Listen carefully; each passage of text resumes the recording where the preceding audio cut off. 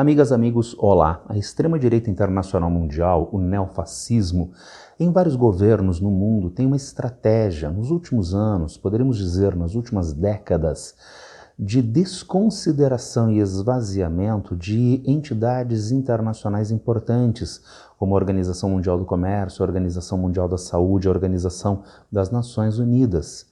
Isso está dentro de uma ideologia de extrema-direita que acusa estas instituições de serem veículos do globalismo internacional mundial, seja globalismo que for na mente dessas pessoas. Mas, mais recentemente, a gente começa a assistir a um movimento oposto. Ao invés da desconsideração e esvaziamento dessas instituições, a extrema-direita neofascista busca ocupar algumas dessas instituições. É o que nos traz como reportagem no dia 17 de novembro, Jamil Chad, no UOL.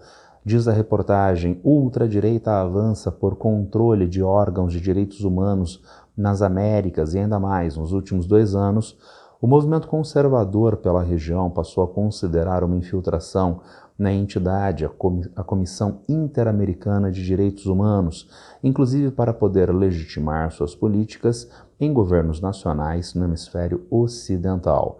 Então, o esforço do governo Trump, em alinhamento com governos de extrema-direita ou politicamente alinhados na América Latina, para ter acesso e ocupar cargos na Comissão Interamericana de Direitos Humanos. E notem bem, uma extrema-direita que historicamente vilipendia direitos humanos e buscando ocupar cargos nesta importante comissão. De onde é a Comissão Interamericana de Direitos Humanos? Bom, ela faz parte da OEA, da Organização dos Estados Americanos. Ela é parte da Organização dos Estados Americanos. A comissão foi criada em 1959. Ela se presta ao monitoramento de direitos humanos nos países participantes. A comissão recebe, então, denúncias de violação dos direitos humanos em qualquer país participante. Recebida a denúncia, ela pode enviar os seus técnicos, os seus funcionários para o país para fazer a averiguação in loco dessas denúncias. Feita a averiguação, comprovadas as violações de direitos humanos, a comissão faz um relatório exigindo que o país se adeque legal e institucionalmente à lógica de direitos humanos. Se isso não acontecer, a comissão pode enviar o processo para a Corte Interamericana de Direitos Humanos. Então, notem bem, a comissão e a corte fazem parte da OEA, mas a comissão é um órgão político investigatório, vamos dizer assim, enquanto a corte, esta sim, é um órgão jurídico e com caráter vinculante. As decisões da corte precisam ser cumpridas nos países participantes. Aqui no Brasil também, o Brasil é país membro da comissão e da corte. Já a jurisprudência do Supremo Tribunal Federal apontando que as decisões da corte não têm um caráter superior à Constituição brasileira, mas têm um caráter superior às leis ordinárias do Brasil, as leis infraconstitucionais, e, portanto, precisa de cumprimento. Então, vejam a importância dessa comissão. Vocês podem imaginar, entretanto, que a Comissão Interamericana de Direitos Humanos, que faz parte da OEA, faz parte de uma organização que foi criada em contexto de Guerra Fria para aumentar o controle americano sobre o subcontinente. Era uma reedição da velha doutrina Monroe em contexto de Guerra Fria. Ao invés de controle americano sobre a América Latina com a invasão do Texas, o controle através de instituições como, por exemplo, a Comissão Interamericana de Direitos Humanos, parte da Organização dos Estados Americanos. Mas, se a organização começou desta forma, digamos, mais ou menos instrumentalizada pelos Estados Unidos, nós passamos a ter esta comissão atuando de uma maneira autônoma e com vistas à sua finalidade nas décadas seguintes. Temos alguns exemplos disso. Em 1965, a comissão inaugurou as suas tensões contra os Estados Unidos, denunciando violação de direitos humanos da intervenção americana na República Dominicana, 1965. Em plena Guerra Fria, décadas de 1970 a 1980, a comissão denunciou violação de direitos humanos em ditaduras que eram aliadas dos Estados Unidos na América Latina, na América do Sul. É o caso do Brasil, do Chile, da Argentina, do Uruguai e do Paraguai. 1985 a 1990, apagar das luzes da Guerra Fria, a comissão denunciou na América Central os esquadrões da morte, na mesma região, massacres de indígenas e violações por grupos financiados aos Estados Unidos, violações de direitos humanos por grupos financiados pelos Estados Unidos. Então a OEA tinha e ainda tem um peso relativamente forte dos Estados Unidos? Sim, sim. A comissão parece que passou a atuar mais autonomamente no cumprimento das suas finalidades. Bom, como é composta essa comissão? A comissão é feita de 7 comissários, são comissários. Eles são eleitos pela Assembleia Geral da Organização dos Estados Americanos para mandatos de 4 anos, podendo haver uma reeleição. Quem são as pessoas que podem ser indicadas, que podem se tornar esses comissários? Ora, são pessoas com elevado reconhecimento em direitos humanos, mas que atuam a título pessoal. Isso não é uma exclusividade da comissão. Várias instituições internacionais têm essa mesma lógica. Por exemplo, nós encontramos hoje o diretor brasileiro, diretor executivo do Brasil no Fundo Monetário Internacional, que é o André Roncalha. Se ele é diretor do Brasil, Brasil é América Latina, ele representa uma região. Bom, então ele foi indicado pelo governo brasileiro. Sim, ele foi indicado pelo governo brasileiro, mas ele é um funcionário do Fundo Monetário Internacional. Ele não é um funcionário público brasileiro, ele não é um cargo comissionado do governo federal brasileiro. O vínculo de trabalho que ele tem é com o Fundo Monetário Internacional. Ele representa os interesses do Fundo Monetário Internacional na região, no Brasil. A mesma ideia a gente pode aplicar para a Comissão Interamericana de Direitos Humanos.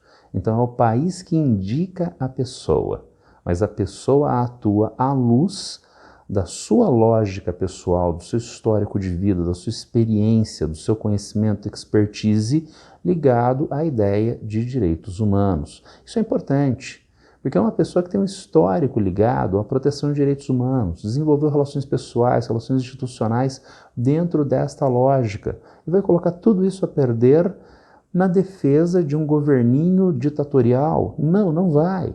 E daí, por exemplo, os casos anteriores que nós vimos de sucesso de denúncias da comissão na América Latina e afrontando os interesses geopolíticos dos Estados Unidos na defesa por direitos humanos.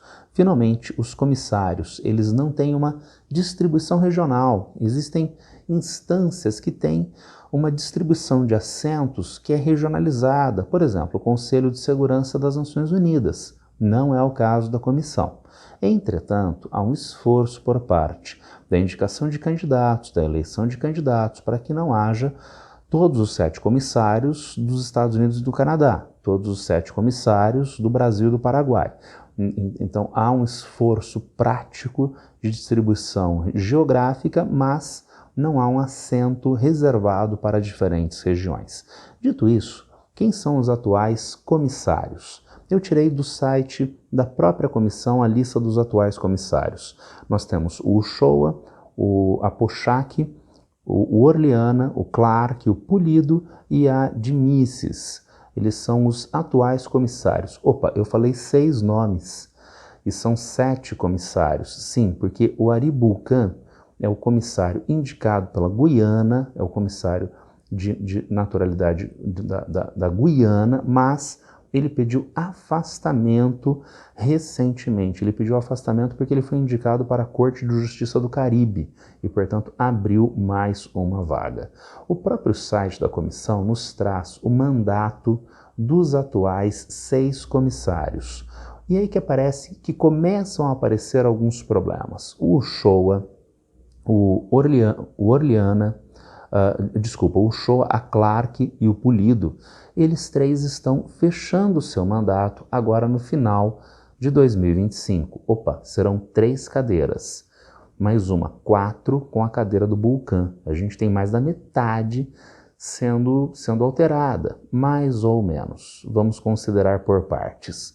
Primeiramente, o Shoa termina o mandato dele agora, mas, de novo, há direito a uma reeleição, e o Shoa foi reeleito.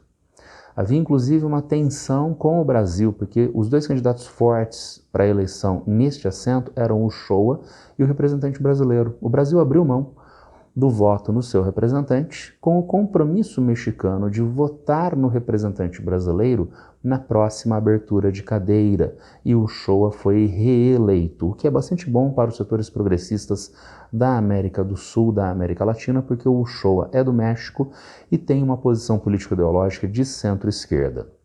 Bom, vamos aos assentos da Clark e da Pulido. Quem está entrando nestes assentos? Estão entrando Marion Bethel, de Bahamas. Marion Bethel é uma advogada que tem uma forte tradição na defesa dos direitos humanos na região, na América Latina, na América Central, inclusive em defesa de minorias. Parece a ideia de manutenção de um pensamento progressista de defesa dos direitos humanos está presente também na Bethel. Agora é que vem o problema. Nessas duas cadeiras abertas, uma que foi indicada este ano é a Payá. A Payá é filha de dissidentes cubanos, mora nos Estados Unidos e foi eleita com o apoio do atual governo americano e com uma mobilização bastante forte do atual secretário de Estado dos Estados Unidos, Marco Rubio, que tem uma posição muito dura contra os setores progressistas da América Latina. Não apenas Marco Rubio, a própria Payá. Payá que já foi flagrada dando apoio aos setores golpistas da Bolívia. Lembrem-se do golpe na Bolívia do final dos anos 2010, início dos anos 2020. E Payá dando apoio a esses setores golpistas. Nós tivemos recentemente um prêmio Nobel do avesso, prêmio Nobel de literatura, prêmio Nobel da Paz, dado para Maria Corina, da Venezuela, né? Maria Corina, que defende intervenção militar dos Estados Unidos na Venezuela. Incrivelmente, um Nobel da Paz dado para uma pessoa que defende intervenção militar sobre um país. E a nossa querida Payá, né, apoiou o Prêmio Nobel da Paz a Maria Corina. Então, o que nós podemos esperar de Payá em defesa dos direitos humanos? Absolutamente nada. Entretanto, ela seria uma comissária entre 7. Mas a coisa pode começar a virar. Começar a virar por quê? Porque nós temos a vaga de Ari Bulcan. Então, como eu disse, são 4 vagas abertas. Uma preenchida pelo Shoa, uma pela Bethel, uma pela Payá. Opa, aí que aparece o problema. A Payá tem uma posição ligada à extrema-direita internacional mundial. Mas a vaga do Bulcan pode ser preenchida por Trishala Persaud, da Guiana. Mas quem é Trishala Persaud? Trishala Persaud, ela é uma pessoa que tem um histórico de defesa de posições do Sul Global. Tem um histórico de defesa de posições relativamente progressistas. Tá certo. Mas ela, primeira coisa, é irmã de Vidya Persaud, que é hoje ministra de Serviços Humanos e Segurança Social da Guiana. E vejam, a Guiana é um governo bastante peculiar na atualidade, porque ele se diz um governo de esquerda, mas é um governo de esquerda que, na chamada pauta dos costumes, se aproxima enormemente das pautas da extrema-direita, por exemplo, junto à população LGBTQIA+.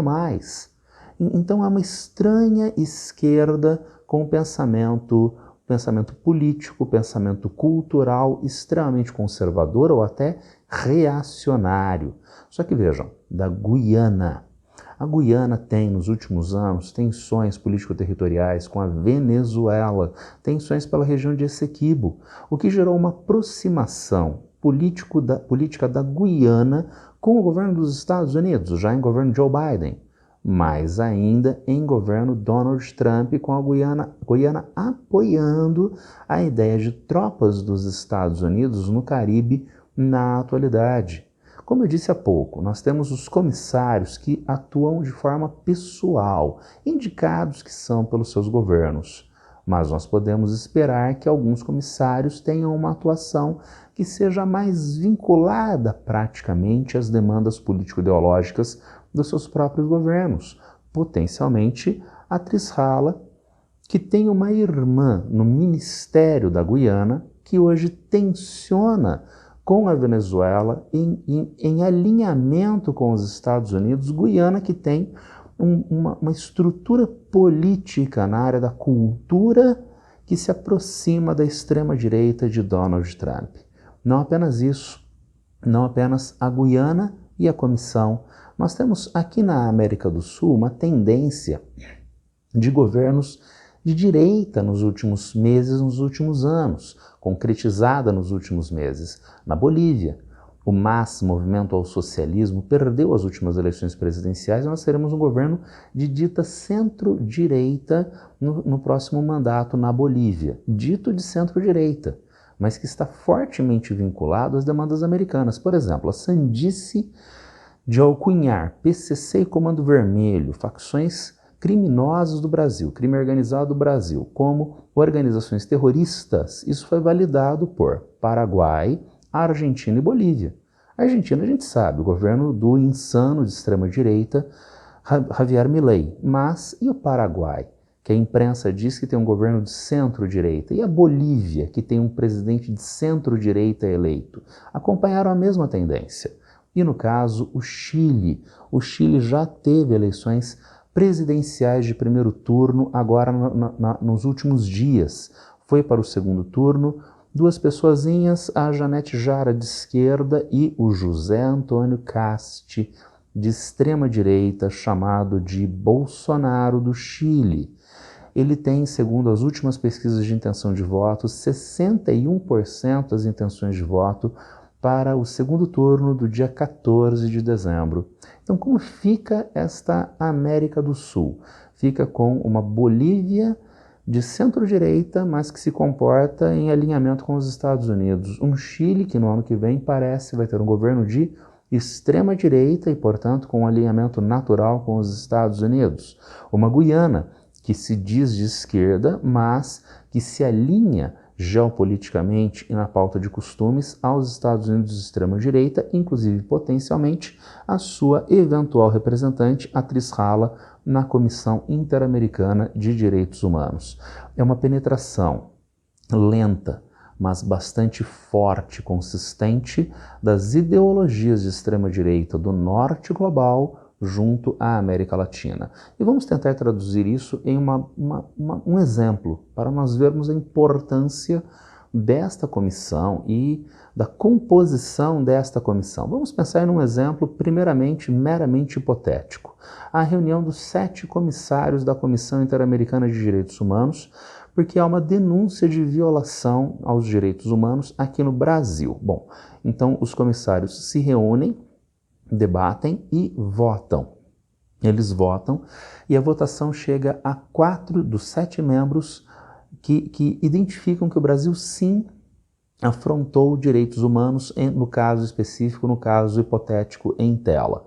4 dos 7, e atenção, é essa que é a necessidade de votação. As votações na comissão são dadas a partir da lógica de maioria simples com quórum suficiente. Então o quórum, se eu não me engano, são de 4 membros, de 5 membros, desculpa, e se tem maioria simples, então pronto, está resolvido. Os 7 membros estavam presentes, 4 votaram que o Brasil violou direitos humanos. Então, ótimo. É feito um relatório para que o Brasil passe a cumprir a lógica legal institucional de direitos humanos em relação ao caso em tela. Se em 3 meses o Brasil não cumpre o relatório, a comissão se reúne novamente e vai para uma segunda votação, agora para enviar ou não este caso à Corte Interamericana de Direitos Humanos. E agora com uma pequena mudança.